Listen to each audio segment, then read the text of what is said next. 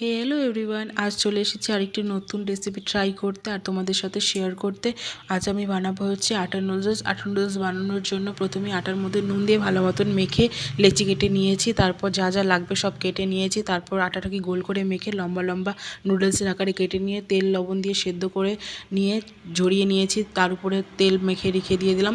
কড়াতে তেল দিয়ে দুটো ডিম ফেটে নিয়ে ডিমটাকে ভালো মতন ভেজে নেব। তারপর ডিমটা ভেজে নিয়ে একটা প্লেটে তুলে নিয়ে সেই কড়াইতে আবার তেল দিয়ে সেই তেলের ওপরে দিয়ে দেব রসুন, লঙ্কা আর পেঁয়াজ। সেগুলো দিয়ে ভালো মতন ভেজে নেব। এক এক করে ভালো মতন ভেজে নিয়ে তার উপরে একটু লবণ দিয়ে দেব।